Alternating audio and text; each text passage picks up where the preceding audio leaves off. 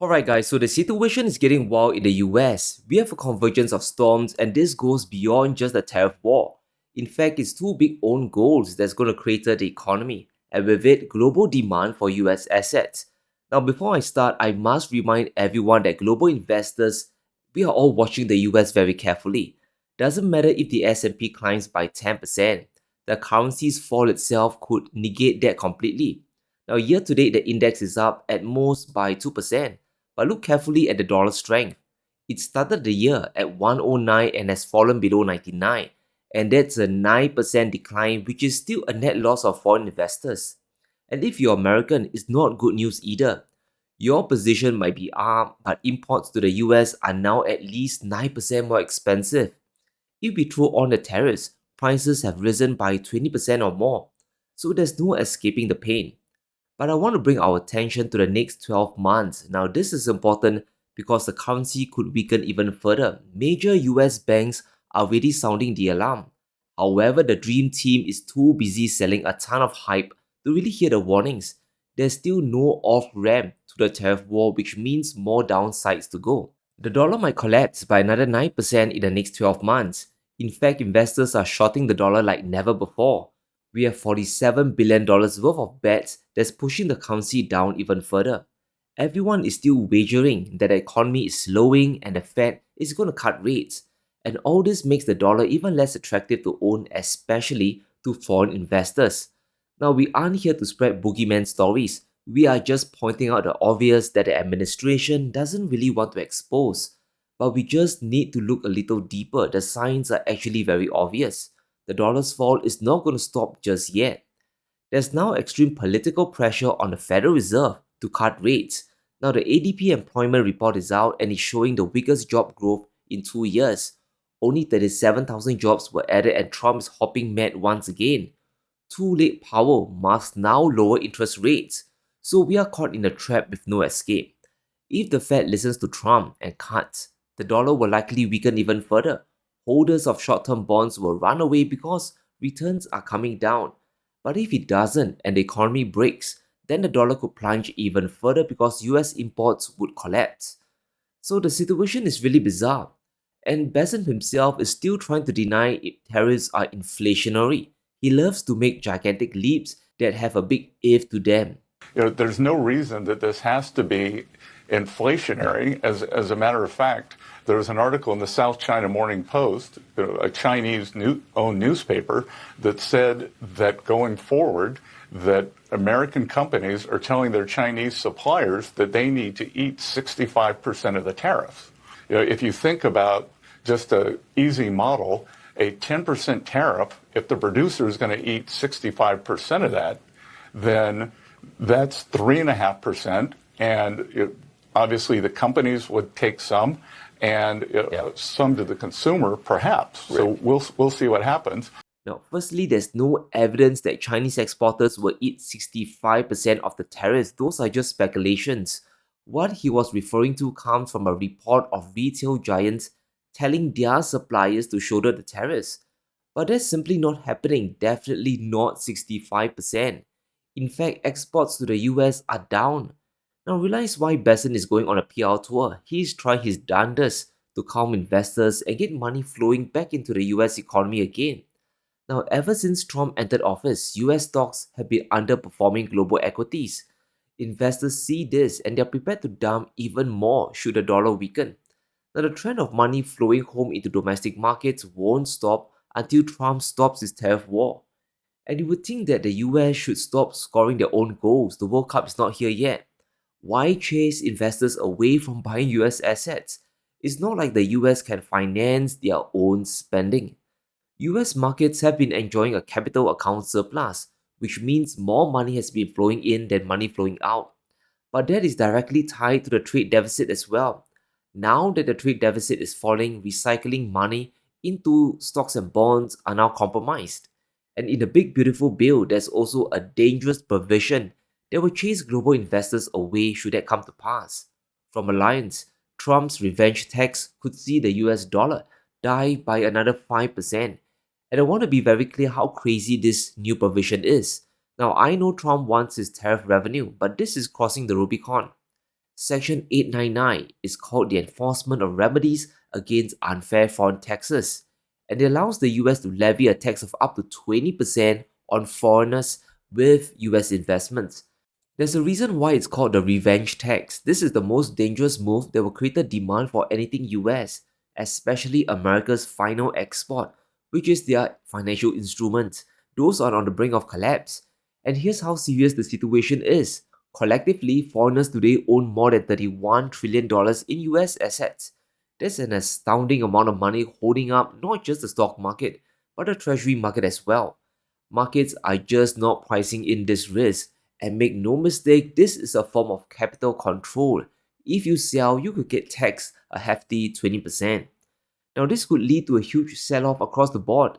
US stocks could crash by 10%, and the USD would lose another 5% in value against other currencies. For Treasury yields, the outcome is just as disastrous, a 50 basis points increase, which will most definitely jack up interest payments on the national debt. Now, Trump thinks he's trapping money in the US, but the real victim of this bill will be the Treasury. Besson is going to have a really hard time raising money.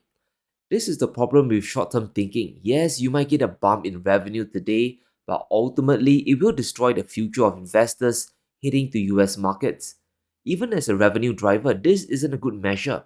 Sure, Trump could bring in $116 billion in revenue over the next 10 years. That isn't a lot considering the annual deficit is going to reach $2 trillion annually within the coming decade. By 2033, US tax revenue would drop by $13 billion thanks to this provision. Trump's bill is just going to kick the can down the road. It's a stopgap measure to punish the foreigner, but ultimately it will accomplish absolutely nothing. And if you're Besson, you must be sweating. Your ability to borrow is going to get impaired. Foreign demand is a key pillar that you can't afford to lose, not when Trump's tax bill is about to be passed. According to the CBO, Trump's agenda would add at least 2.4 trillion to the debt over the next 10 years, which to be frank is a rather safe estimate. But 240 billion more in US bond issuance will have to be done every single year. There's no getting around this. Where's the money going to come from? Well, consumers and businesses are going broke from Trump's tariffs. Now, in May, US Customs collected an astounding $23 billion in tariffs from importers and consumers. So that revenue will be used to fund the big beautiful bill. But it's not going to be enough. We cannot assume Trump can collect $23 billion every single month, especially when the consumer is getting wrecked. Now, if the pain continues, US consumers would simply not make any purchase. That's the third door. They would simply stop buying products and tariff revenue would plunge. Now, whether global investors come back or stay away will eventually depend on the health of the US economy. And the main driver, the biggest contributor to GDP, 70% is private consumption.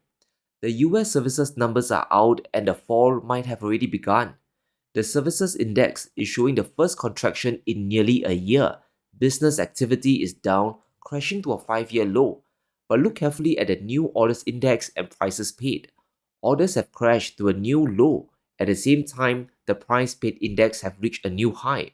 So prices for services have gone up and people are buying less. And that's why I fail to understand when Besson says there's no inflation. Prices are clearly going up. And if the consumer is really so weak, this leads the US economy towards the path of fiscal expansion. The tax cuts have to come, or else the tariffs will break US consumption. And we have to emphasize that the bill will very likely be passed and the national debt will increase.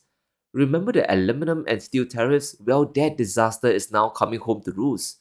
Here's how significant raising the tariff to 50% can get. As a result, the premiums have risen by incredible 54% to the highest level since 2013.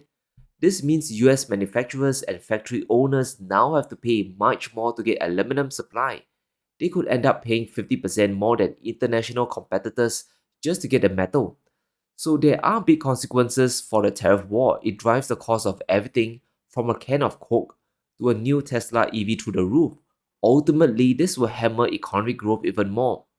So is Trump going to tackle his way out of this one? Chances are he can't because he has earmarked this industry as a critical one for US national security. So higher steel and prices will be on the menu. The big issue is you can't fight a war without steel and aluminum production in America. You have to be able to make it. If you don't have the ability to make your own steel and aluminum, you can't fight a war. And that is what the president's doing. He's trying to make sure that we make sufficient steel and aluminum to protect our defense which industry. I certainly support. I'm saying. sure all of us support. Sounds like we exactly agree. But I don't agree on the way it's being done, because we're not going to have the steel that we need immediately to provide the supplies that we need immediately. So we need to do a little better planning before we put in place those kinds of tariffs. But It's very important we understand the convergence of storms here. Not only do we have higher prices across the board coming, the crazy tax on foreign investors is also a massive risk. Would you, as a foreign investor, buy billions of bonds of an economy that's weakening, plus your bond payments could get taxed to oblivion? All these are ominous factors that will push the dollar and asset prices down. Now we have to watch the dollar carefully because it is the linchpin of everything. If it falls enough, it will trigger a horrific domino effect across all asset classes. Even emerging market currencies around the world are starting to rebound against the dollar. Remember that US rates are still near all-time highs and we are in the midst of a trade war. It's a sign that foreign money is leaving the USD and heading back home to their local markets. It's why stocks in China, in Japan and even Europe, they've all been going up. Plus their currencies have been rising. So investors there have been enjoying a real gain, but those stuck in US assets are facing a real loss. That's the big difference. And this can't go on forever without reaching a breaking point. But let's end this with the trade war, because on that front things are breaking down yet again.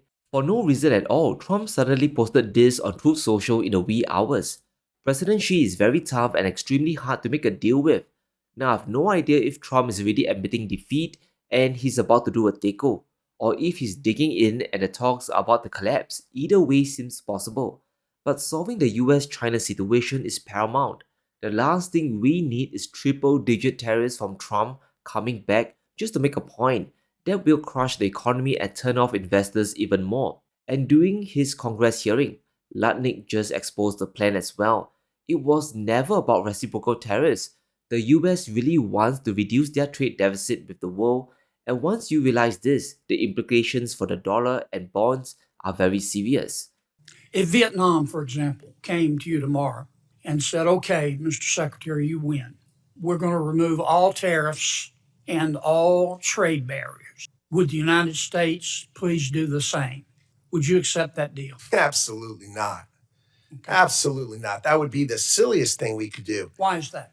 Vietnam has a $125 billion exports to us and imports from us $12.5 million. And you're thinking, Vietnam exports $125 billion? I'm aware of the figures, but tell me. But where do they get it from? They buy $90 billion from China, then they mark it up and send it to us. So you They're just a pathway of China to us. You wouldn't accept that deal? No, it's a terrible deal. We're the one with money. We're the one with the store. Of course they want us to take What's down. the purpose of reciprocity then? Is reciprocity not one of your goals? So once again, the game plan is to contain China, and the only way to do it, at least to them, across the world, is to reduce the deficit. And if the US has zero deficit with the world, then maybe Chinese goods won't reach the US. However, this is a pipe dream. It sounds nice and it sounds tough, but it's rhetoric that's just scaring the world, especially people with money out there, global investors. But let me know what you think. Will investors continue walking away from American assets? And will Trump tackle again with China? Let me know in the comments below. Stay safe. Be sure to smash the like button and subscribe as we navigate through these crazy times.